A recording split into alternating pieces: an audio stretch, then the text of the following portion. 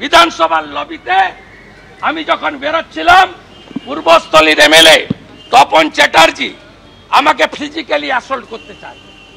আপনারা জানেন BJP এমএলএরা central force পায়, সেন্ট্রাল ফোর্সকে বাইরে রাখার অর্ডার আছে। আমি স্পিকার বিমান ব্যানার্জিকে বলছি, লিখে পাঠাচ্ছি এক্ষুনি, যে এই গেটের ভিতরে শুধু আমি নয়, আমার কোন বিজেপি এমএলএ যদি তার নিরাপত্তা, তার শারীরিকভাবে কোনো ক্ষতি হয়, তার ঘাড়ে, বিমান ব্যানার্জির ঘাড়ে দায়িত্ব যাবে। তপন চ্যাটার্জির সাহস হয় কি করে?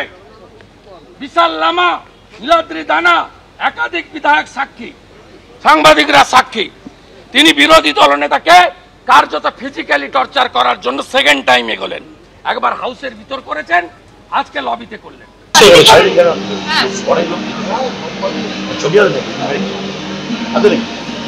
আপনাকে জিজ্ঞেস করি, আমি বলি চিটিং বাদ, মিথ্যে কথা বলেছেন, যে মাকে বলে বেগি বিবি, মাকে বলে বেগম, ওর সঙ্গে ভালো তারপর কি করি? অটোমেটিক মা বল, তাকে বিবি বলে, বেগম বলে, এটি কি শুনবো ঢাকার থেকে?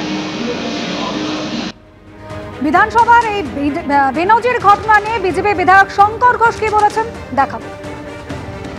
অধ্যক্ষের কাছে আমরা গিয়েছিলাম বিরোধী দলনেতার সাথে এক নয় একাধিকবার সদনের ভেতরে এবং সদনের বাইরে অসংসদীয় আচরণ, এমনকি আজকে যে শারীরিক ভাষা নিয়ে তার প্রতি তেড়ে যাওয়া হয়েছিল, আমি আশঙ্কা করছি যে বিরোধী দলনেতার প্রাণ সংশয় হতে পারে বিধানসভার অভ্যন্তরে। শুভেন্দু অধিকারী আমাদের মাননীয় বিরোধী দলনেতা, তার সাথে এই একই এমএলএ সাহেব, তিনি এর আগেও এই ধরনের আচরণ করেছেন। আজকে ওনাকে লবির মধ্যে প্রায় মারতে যান এরকমভাবে পৌঁছেছিলেন।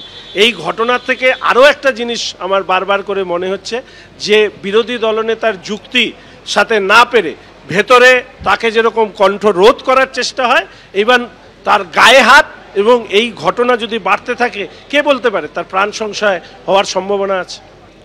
একদিকে যখন তৃণমূল বিধায়ক তপন চট্টোপাধ্যায়ের আচরণে ক্ষোভ প্রকাশ করেছেন শঙ্কর ঘোষ থেকে শুরু করে বিরোধী দলনেতা, অন্যদিকে বিজেপির বিক্ষোভে উত্তাল হলো বিধানসভার ভিতরে এবং বাইরে বিজেপি বিধায়কদের বিক্ষোভ। নারী নির্যাতনের অভিযোগে বিক্ষোভ বিজেপির, তৃণমূল সরকারের বিরুদ্ধে স্লোগান তুললেন বিজেপির বিধায়করা।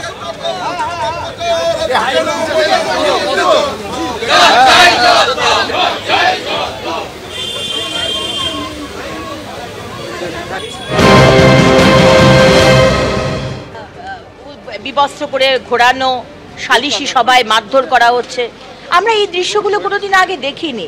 এবং এই বিধানসভা হচ্ছে আমাদের বিরোধীদের বলার জায়গা, কিন্তু যতবারই আমরা কোনো ইস্যু নিয়ে বলতে চাই, আজকে যেরকম এই মুলতবি প্রস্তাব এনেছি মহিলাদের অত্যাচার এই বিষয় নিয়ে, যে আমরা দাবি করেছি মুখ্যমন্ত্রীকে বিবৃতি দিতে হবে এই সদনের মধ্যে, এবং হাইকোর্টের নির্দেশে একটি টিম গঠন করা হোক, যেখানে এই ইনভেস্টিগেশন হোক যে কেন হাউ মানে একটা ফুল স্টপ কি করে আনা যায়। কিন্তু আমাদের কথাই বলতে দেওয়া হচ্ছে না। তাহলে আমরা জনপ্রতিনিধি কিসের জন্য? কথাই যদি বলতে না দেন, সোমবার ঠিক করেছেন স্বরাষ্ট্রের কোয়েশ্চেন করা হবে, কোনোদিন মুখ্যমন্ত্রী আসেন না, তাহলে এই ল অ্যান্ড অর্ডার, এই যে মহিলাদের উপর অত্যাচার, এগুলো নিয়ে আমরা কোথায় বলবো? অধ্যক্ষ মহোদয় আপনি বলে দিন। বিজেপি ছাড়া ভিতরে কোনো অপোজিশন নেই, আমাদের বলার জায়গা কোথায়? এক নম্বর, রাজ্যপালের ভাষণে আইন শৃঙ্খলা বলার সুযোগ থাকে। এবছর 24-এ রাজ্যপালের ভাষণ হয়নি। 13 বছরে 12 বার হোম ডিপার্টমেন্টের বাজেট গিলোটিনে পাঠানো হয়েছে। প্রতি বৃহস্পতিবার ছিল হোমের question answer, calling attention mention.